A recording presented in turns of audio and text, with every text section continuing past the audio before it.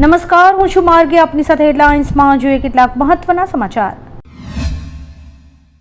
America અને Iran વચ્ચે તણાવ ચરમસીમાએ પહોંચતા અમેરિકી સેનાએ મોટો હુમલો કર્યો છે. ઈરાનના 8 લશ્કરી ઠેકાણાઓ પર ભયંકર હવાઈ હુમલા કરાયા છે. બંદર અબ્બાસ, સિરિક, અબુ મુસા ટાપુ, ચાબહાર અને કોનાર્ક પર 10 જેટલા પ્રચંડ ધડાકા થયા છે. અમેરિકાએ એક રેલવે બ્રિજ પણ ઉડાવી દીધો છે, જ્યારે કે આ હુમલા બાદ ચાબહારમાં વીજ પુરવઠો સંપૂર્ણપણે ખોરવાઈ ગયો છે. વડાપ્રધાન મોદી પોતાની વિદેશ યાત્રા દરમિયાન ઓસ્ટ્રેલિયાના મેલબોર્નમાં છે. તેમણે ઓસ્ટ્રેલિયન પીએમ એન્થની અલ્બનીઝ સાથે મહત્વપૂર્ણ મુલાકાત કરી છે. મોદી આજે માર્વલ સ્ટેડિયમમાં યોજાનાર મેલબોર્ન મીટ્સ મોદી કાર્યક્રમમાં 40,000 ભારતીયોને સંબોધિત કરશે. બંને નેતાઓ વચ્ચે CECA ટ્રેડ ડીલ પર ચર્ચા થશે. આ મુલાકાત ભારત અને ઓસ્ટ્રેલિયા વચ્ચેના દ્વિપક્ષીય સંબંધોને નવી ઊંચાઈ પર લઈ જશે. રાજકોટના નાના મવા રોડ પર મુકાજી સર્કલ પાસે બાઇક ચલાવવા જેવી નજીવી બાબતે થયેલી માથાકૂટમાં કાકા અને ભત્રીજા પર 4 રાઉન્ડ ફાયરિંગ કરાયું છે. સામાન્ય બોલાચાલી બાદ એક ઉશ્કેરાયેલા શખ્સે તેના પિતાને હથિયાર સાથે બોલાવ્યા હતા. પિતાએ આવી અંધાધૂંધ ફાયરિંગ કરતા ભત્રીજા કૃષ્ણદીપસિંહનું ઘટના સ્થળે જ કરુણ મોત નીપજ્યું હતું, જ્યારે કે કાકા ગંભીર રીતે ઘાયલ થયા છે. સુરત શહેરમાં 24 કલાકમાં અનરાધાર વરસાદ અને પૂરને કારણે 15 લોકોએ જીવ ગુમાવ્યા છે. મૃતકોમાં 13 લોકો પાણીમાં ડૂબી જવાથી, એકનું પડી જવાથી અને એકનું કરંટ લાગવાથી મોત થયું છે. આ સાથે છેલ્લા 3 દિવસમાં કુલ 26 લોકોના મોત નીપજતા સમગ્ર શહેરમાં ગમગીની વ્યાપી ગઈ છે. સામાન્ય અને નિર્દોષ લોકોના મોત માટે જવાબદાર કોણ, એવા સવાલો લોકોમાં ઊભા થયા છે. મુશળધાર વરસાદથી સર્જાયેલી આકાશી આફતે ભારે તબાહી મચાવી છે.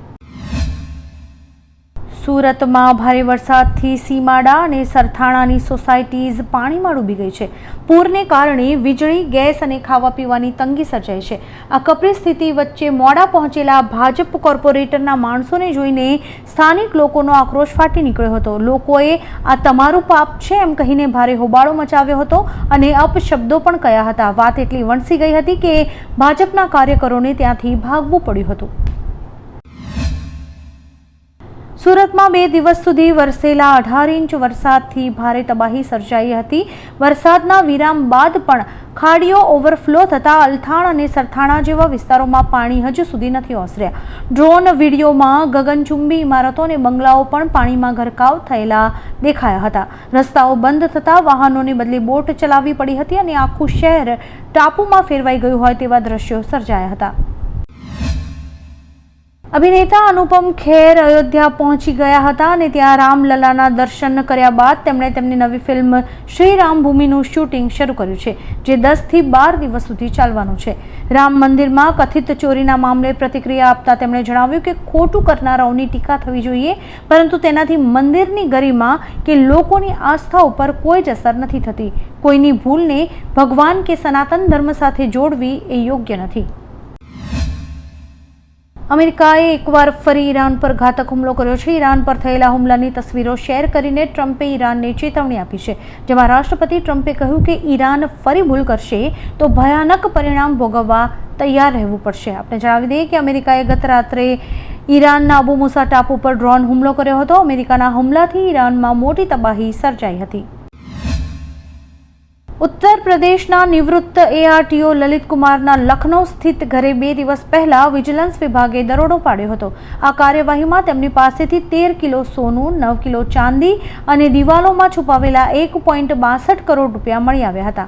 તપાસમાં 15 જગ્યાએ મકાન, જમીનના દસ્તાવેજો સહિત કુલ 35 કરોડની સંપત્તિ જપ્ત કરાઈ છે. કમાણી કરતા 73.6% વધુ ખર્ચનો તેઓ કોઈ જવાબ આપી શક્યા ન હતા. અમદાવાદમાં વાસણા વિસ્તારમાં મહાકાય ભૂવો પડતા તંત્રની કામગીરી પર સવાલો ઊભા થયા છે. ભૂવો પડવાની ઘટના બાદ તંત્રે તાત્કાલિક ધોરણે સુરક્ષાના ભાગરૂપે રસ્તો બંધ કરી દેતા વિકરાળ ટ્રાફિક સમસ્યા સર્જાઈ હતી. ભૂવા પડવાની આ ઘટનાને પગલે વાહન ચાલકો જીવના જોખમે વાહન ચલાવવા મજબૂર બન્યા છે. તંત્ર દ્વારા માત્ર ખાડા પૂરવાને બદલે રસ્તાઓની ગુણવત્તા સુધારવા માટે નક્કર પગલાં લેવામાં આવે તેવી લોકોની માંગણી ઉઠી છે. ભારત અને ઇંગ્લેન્ડ વચ્ચે 5 મેચીસની T20 સિરીઝનો આજે ચોથો મુકાબલો રમાશે. આ મેચમાં ટીમ ઇન્ડિયાની પ્લેઇંગ 11માં મોટો ફેરફાર થઈ શકે છે. આજે સ્પિનર વરુણ ચક્રવર્તીની જગ્યાએ ઓલરાઉન્ડર સૂર્યાંશ શેડગેને મોકો મળી શકે છે, જ્યારે કે વૈભવ સૂર્યવંશીના સ્થાને સંજુ સેમસનની એન્ટ્રી થઈ શકે છે. પ્રથમ મેચમાં ફ્લોપ રહ્યા બાદ સંજુ સેમસનની જગ્યાએ વૈભવને તક અપાઈ હતી. મહારાષ્ટ્રના રાયગઢમાં ભારે વરસાદને કારણે આવેલા પૂરમાં ફિલ્મી દ્રશ્ય સર્જાયું છે. ખાલાપુરના HPCL પ્લાન્ટમાં પૂરના પાણી ઘૂસી જતા આશરે 3000 LPG ગેસ સિલિન્ડર પાતાળ ગંગા નદીમાં વહેવા લાગ્યા હતા. મોટાભાગના સિલિન્ડર ખાલી હોવાથી બ્લાસ્ટ થવાની મોટી દુર્ઘટના ટળી ગઈ હતી. તંત્ર અને કંપની દ્વારા સિલિન્ડર્સ શોધવા માટે સર્ચ ઓપરેશન શરૂ કરાયું છે. કલેક્ટરે લોકોને આ સિલિન્ડર્સને ન અડવાની કડક અપીલ કરી છે. જો તમે ITR ફાઇલ કરો છો તો આ બાબતોનું ખાસ ધ્યાન રાખવું, નહીંતર રિફંડમાં વિલંબ થઈ શકે છે.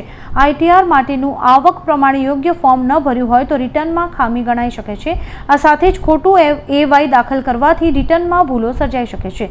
ITR કરતી વખતે નામ, પાન, જન્મ તારીખ, મોબાઈલ નંબર અને સરનામા જેવી વિગતોમાં ભૂલ જણાશે તો પણ રિફંડમાં વિલંબ થઈ શકે છે. રિટર્ન ફાઇલ કર્યા બાદ વેરિફિકેશન કરાવવું જરૂરી છે. અમેરિકાની કોર્ટે પ્રમુખ ડોનાલ્ડ ટ્રમ્પને લેખિકા જીન કેરોલના જાતીય શોષણ અને બદનક્ષીના કેસમાં દોષિત ઠેરવ્યા છે. સુપ્રીમ કોર્ટે ટ્રમ્પની અપીલ ફગાવી દેતા વર્ષ 2023નો ચુકાદો યથાવત રાખ્યો છે.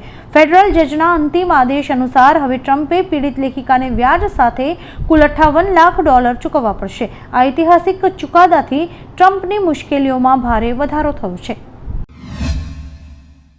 અમદાવાદના મોટેરામાં કોમનવેલ્થ અને ઓલિમ્પિક્સના ડેવલપમેન્ટ પ્રોજેક્ટ હેઠળ નરેન્દ્ર મોદી સ્ટેડિયમ નજીક મેગા ડિમોલિશન હાથ ધરાયું છે. મ્યુનિસિપલ કોર્પોરેશન દ્વારા જનપથ 3 રસ્તાથી ડી-માર્ટ સુધીનો 18 મીટરનો રોડ 61 મીટર પહોળો કરવા માટે અગાઉ નોટિસ અપાઈ હતી. આજે પોલીસ બંદોબસ્ત વચ્ચે 50થી વધુ કોમર્શિયલ મિલકતો તોડવાની કામગીરી શરૂ કરાઈ છે. જોકે રહેણાંક મિલકતો હજુ યથાવત છે.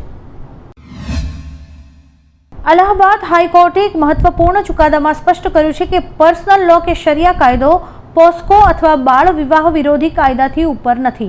તમામ ધર્મોમાં લગ્ન માટે યુવતીની ઉંમર 18 વર્ષથી ઓછી ન હોવી જોઈએ. મુસ્લિમ સમાજમાં શરિયા હેઠળ સગીર વયે કરાતા નિકાહ પણ પોસ્કો હેઠળ ગુનો ગણાશે. 16 વર્ષની સગીરાના નિકાહ રોકવા મામલે આરોપીઓની અરજી ફગાવતા કોર્ટે આ આદેશ આપ્યો છે. દેશના અનેક રાજ્યોમાં ભારે વરસાદે તબાહી મચાવી છે. મહારાષ્ટ્ર, હિમાચલ અને કેરળમાં અનેક લોકોના મોતના પણ અહેવાલ સામે આવ્યા છે. આજે હવામાન વિભાગે ગોવા, મધ્ય મહારાષ્ટ્ર, આસામ, મેઘાલય અને સિક્કિમમાં વરસાદનું રેડ એલર્ટ જાહેર કર્યું છે, જ્યારે કે ગુજરાત, બિહાર, ઉત્તર પ્રદેશ, મધ્યપ્રદેશ અને કર્ણાટકના દરિયાકાંઠાના વિસ્તારો માટે ઓરેન્જ એલર્ટ જારી કરાયું છે. આ સાથે જ લોકોને સતર્ક રહેવાની પણ સૂચના અપાઈ છે. રામ મંદિર ચોરી કેસમાં અખિલેશ યાદવે મોટું નિવેદન આપ્યું છે. તેમણે કહ્યું કે દાન ચોરી કેસમાં SITની તપાસ ચાલી રહી છે, પરંતુ કાર્યવાહી નાના કર્મચારીઓ પર થઈ રહી છે. મોટા પડદા પર બેઠેલા લોકોને બચાવવામાં આવી રહ્યા છે. વધુમાં તેમણે આરોપ લગાવ્યો કે અત્યાર સુધીમાં ચઢાવવામાં કેટલી ગડબડી થઈ છે, જેનો હિસાબ હજુ પણ સામે નથી આવ્યો.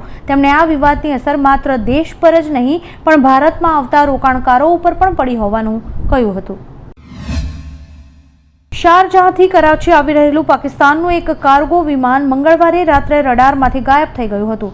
નેવિગેશન સિસ્ટમમાં ખામી સર્જાયા બાદ વિમાનનો સંપર્ક તૂટ્યો હતો. સર્ચ ઓપરેશન દરમિયાન પાકિસ્તાની ટીમ્સને બલુચિસ્તાન દરિયા કિનારે અરબી સમુદ્રમાંથી વિમાનનો કાટમાળ મળી આવ્યો છે. વિમાનમાં સવાર 5 ક્રૂ મેમ્બર્સને શોધવા માટે પાકિસ્તાન નેવી અને એરફોર્સ દ્વારા મોટા પાયે રેસ્ક્યુ ઓપરેશન ચલાવવામાં આવી રહ્યું છે. રાજધાની દિલ્હીમાંથી એક અત્યંત દુઃખદ ઘટના સામે આવી છે. ભારે વરસાદને કારણે એક બહુમાળી ઇમારત ધરાશાયી થઈ ગઈ છે. આ દુર્ઘટનામાં 3 લોકોના મોત થયા છે, જ્યારે કે 4 લોકો કાટમાળ નીચે ફસાયા છે. બચાવ ટીમ રેસ્ક્યુ હાથ ધરીને ફસાયેલા લોકોને બહાર કાઢવા તજવીજ કરી રહી છે. દુર્ઘટના દિલ્હીના રોહિણી વિસ્તારમાં થઈ છે. આવા જ કેટલાક રસપ્રદ સમાચારો નિહાળવા માટે અમારી YouTube ચેનલને લાઇક, શેર અને સબસ્ક્રાઇબ કરો અને જોતા રહો હેડલાઇન્સ.